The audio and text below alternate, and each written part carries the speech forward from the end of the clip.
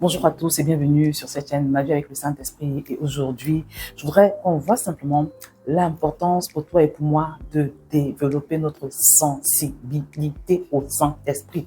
Il y a beaucoup de gens qui continuent de me dire que oui, tu nous parles de relation avec le Saint-Esprit, mais moi je n'entends jamais, je ne ressens jamais rien.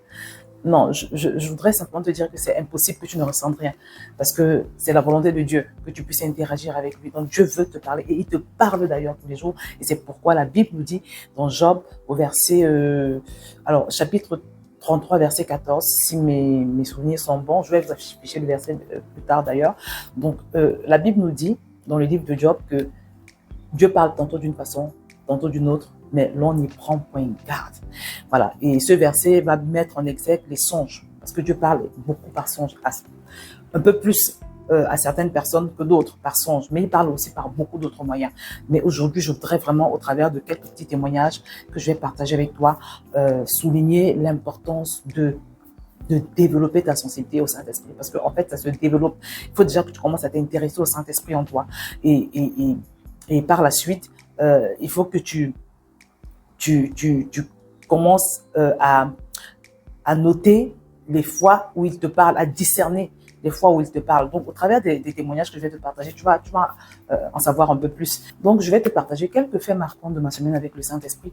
Le premier fait, c'est... le 10 mai, précisément, dernier, j'étais en train de prier. J'avais un temps de prière en journée, hein, comme d'habitude. Et pendant que je prie, j'entends une pensée qui me dit que pendant la conférence que je prépare, parce que je serai à une conférence, la conférence des mères sentinelles, si tu es maman et que tu t'es pas encore inscrite, je t'encourage vivement à le faire, parce que c'est l'éducation des enfants, c'est un sujet qui est beaucoup plus prioritaire que ce que la plupart des gens imaginent. Donc, j'étais en train de prier, je priais même pas spécialement par rapport à la conférence. Voilà, c'était mon temps de prière. Et puis, je reçois une pensée forte que pendant la prière, il faudra que j'ai un fort temps de prière avec les mamans. Voilà, après mon intervention, après mon exhortation, il faut qu'il y ait un fort temps de prière. Donc, je le note et quelques jours plus tard, la personne qui organise la conférence m'appelle. Elle me dit qu'elle est en train de peaufiner la répartition des interventions et qu'elle a à cœur que mon intervention soit suivie d'un fort temps de prière. Je vous assure. Quand j'ai vu son message, je lui ai dit, alors là, ce que tu me dis, je l'ai déjà reçu en fait, je l'ai reçu. Et je trouve ça juste fantastique. Imagine, tu es en train de prier et le Seigneur il te montre en avance ce qui va se passer, comment les choses vont se passer à une conférence à laquelle tu vas intervenir. Je trouve ça juste fantastique en fait. Ceci est la preuve simplement que notre Dieu est bien réel, il est palpable, il nous parle. Il nous parle, mais simplement, il faut qu'on le discerne.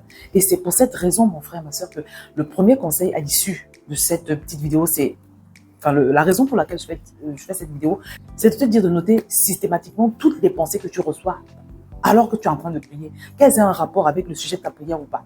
Toutes les pensées que tu as pendant que tu pries, il faut les noter. Et c'est pourquoi il faut toujours prier avec de quoi noter. Soit ton téléphone que tu as préparé, tu peux noter ce que tu reçois dans les notes, soit un cahier, ce que tu veux. Mais il faut toujours avoir de quoi noter. Parce qu'en plus, ces pensées-là, souvent, sont très furtives. Et tu sais que c'est sûr et certain que c'est Dieu qui te parle quand la pensée est furtive. C'est-à-dire que si tu ne la notes pas, tu l'oublies. Parce qu'elle ne vient pas de toi. Waouh! Je vous assure que c'est comme ça que le Seigneur parle, entre autres. Vous voyez? Donc, c'est très important d'être attentif à tout ce que tu reçois comme pensée. Et très souvent, ces pensées n'ont pas à voir avec le sujet de ta prière. Tu vois? Donc ça, c'est l'une des façons que le Seigneur a souvent de parler. Parce que pendant que tu es en train de prier, tu es en relation avec Dieu, tu es en communication avec Dieu. Tu vois? Et c'est dans ces moments-là souvent que son Saint-Esprit te donne des instructions, te donne des directives, te fait des révélations. Et dans ces directives-là, beaucoup vont te mener à ta libération. Voilà. Donc c'est très important ce que je te dis. C'est ce qui s'est passé un peu quand je préparais ma retraite, la retraite des femmes de mon église. Je vous ai un peu partagé le témoignage. Je vous ai dit que pendant qu'on priait, parce qu'on avait des temps de prière tous les soirs, plusieurs personnes ont fait des songes où on voyait des embrouilles. En tout cas, la signification de ces songes, c'est que le diable préparait comment je peux dire, des écueils en fait. Il nous préparait des écueils. Il nous préparait, des loupés. Donc, on a accentué la prière, on a prié dans ce sens-là. Et je sais que c'était vraiment le Seigneur qui essayait de nous parler. Parce que j'avais fait un songe un peu dans ce sens-là. Il y a une bien-aimée également qui a fait un songe exactement dans le même sens. Donc, quand Dieu envoie plusieurs songes, à des personnes alors que vous préparez un événement et que les songes veulent dire la même chose. C'est que c'est clair. Il est en train de vous montrer une situation. Et pour le coup, il nous montrait les plans de l'ennemi et ça nous a poussé à prendre des mesures, mais aussi à beaucoup intercéder dans ce sens-là pour annuler tous ces plans et tout le reste. Donc, et à part cela, toujours pendant cet événement, le jour où ça allait commencer, je sais plus si c'était le jour ou la veille, je pense que c'était le jour où ça allait commencer, je fais un rêve où je suis à l'endroit et je me vois en train de prier pour une femme et de chasser un démon. Donc, quand j'ai fait ce songe, j'ai compris que le Seigneur me montrait qu'il nous donnait la victoire pendant la retraite. Il me montrait qu'il y allait avoir des libérations, des personnes qui allaient être libérées.